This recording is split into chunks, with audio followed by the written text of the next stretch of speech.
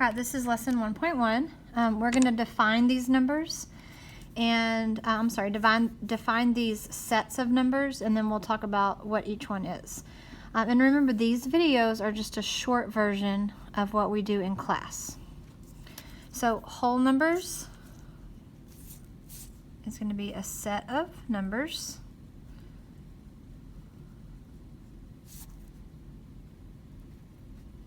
beginning at 0, and then 1, 2, 3, and so on. And we're going to extend into this next box. And they go on without end. Okay? They're going to go on and on and on and on. Now, all of the whole numbers are positive except 0. 0 is neither positive or negative. So some examples of whole numbers would be 0, 1, 2, 3, and so forth.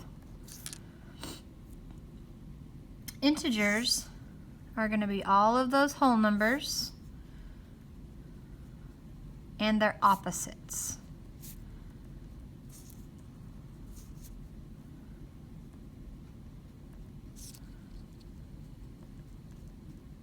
So for example, 5, which is a whole number, and its opposite, which is negative 5.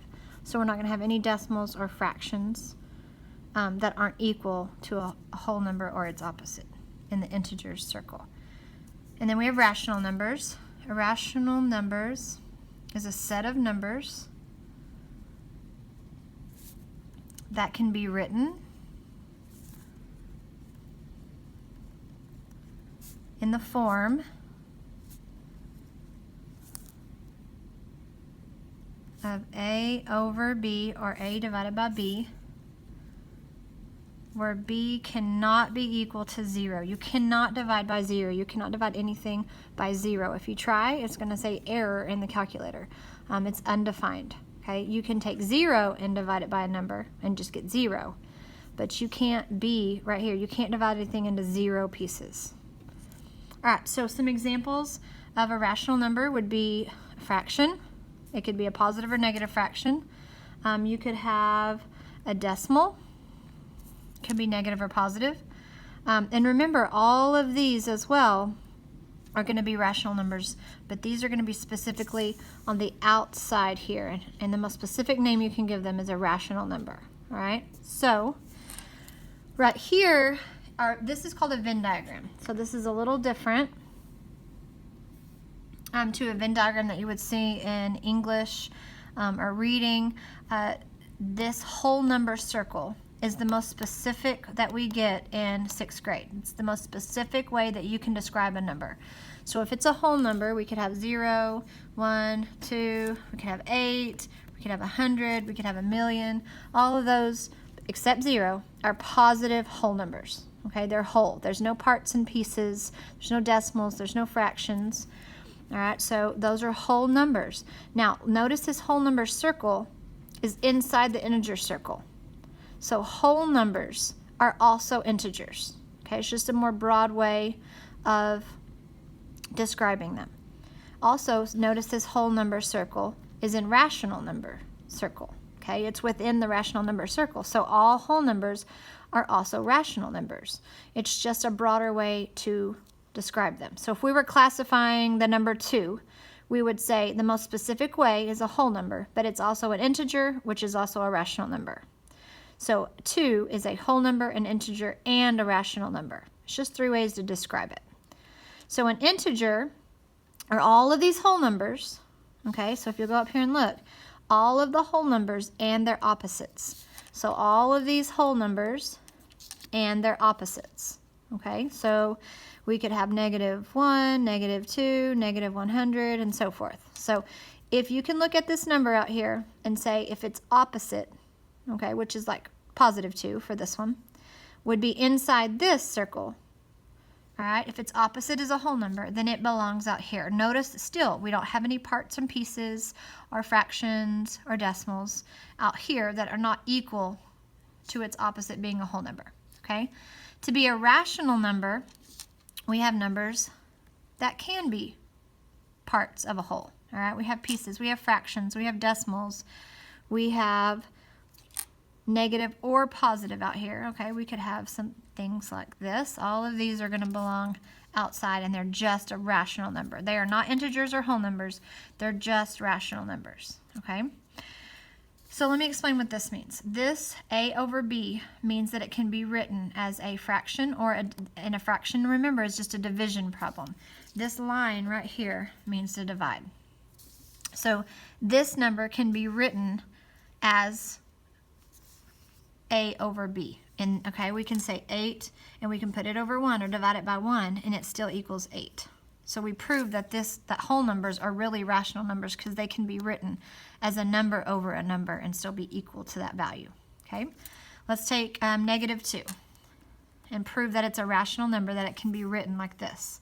So we have -2. If we divide it by 1 or we put it over 1, we wrote it as a over b, a number over a number, but it's still equal to what it started as.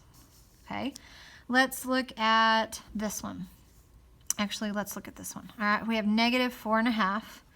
If we pop it, as you heard last year, or do popcorn, we're going to write this as an improper fraction. We're going to write it as a number over a number. So it's still negative, but we say 2 times 4 is 8. 8 plus 1 is 9. So that's, and we keep the denominator, so -9/2. So this rational number, we proved that it was rational because it can be written as a number over a number, a over b. Okay, so that's what that definition means. So let's go ahead and put all of these numbers in where they go. All right, I'm going to do that in a different color. So some of these we already put in here. So -6.4, that's going to be irrational, and there's really no other specific way to explain that. Sorry. We already have 0 in here. It's going to be a whole number, but it's in the whole number circle, which is also inside the integer circle, which is also inside the rational number circle. So this right here is going to be a whole number, an integer, and a rational number. Okay, -9. Its opposite is +9. So we're going to go ahead and put it here. It's going to be an integer because its opposite is a whole number. So that's going to be in the integer circle, but the integer circle is also in the rational number circle.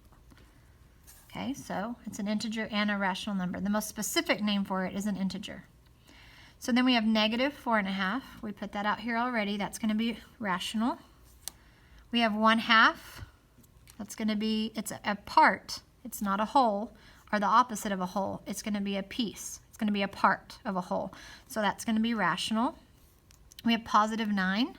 That's going to go here, and it's a whole number. It's also in the integer circle, and it's also in the rational number circle. The most specific name for it is a whole number. We have -5 and 67/100.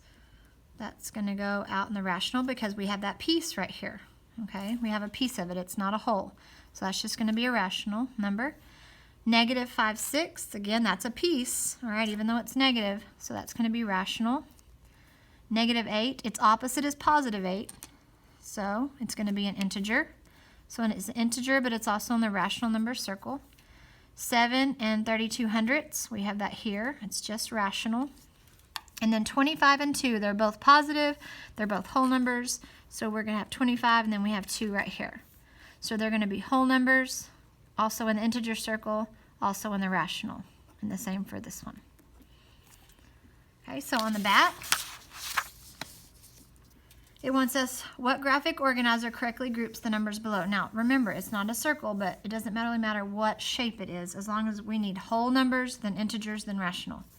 Whole, integers, rational. Whole, see, this is in the wrong spot. So if you'll mark those out, that's why it's incorrect. And then we have whole numbers, integers, rational numbers. Okay, so the labels on A, C, and D are correct. So let's start looking at the numbers. We know 8 is a whole number, so it needs to be inside whole numbers, and it is in all of them. -5 has an opposite of +5. So we want it in the integers square or circle. Oh, this one should be out here. And then this right here is a rational number. It should be out here. So C is out. And then this one right here, it's a part. It's a piece. So it's not going to be, its opposite is not going to be in this whole number circle. So it should be out here. So our best answer is going to be A. All right, number 2, which set of numbers contains only positive integers. So we have to pay attention to both of those words. A, positive. Nope, those two are negative. These are all positive, and yes, they are all integers. Okay. These right here are all integers, but remember, 0 is neither positive or negative, so it's not going to be the positive. And then these are all pieces of numbers. They're not going to be integers, all right? They're going to be outside. They're only rational numbers. So C is our best choice.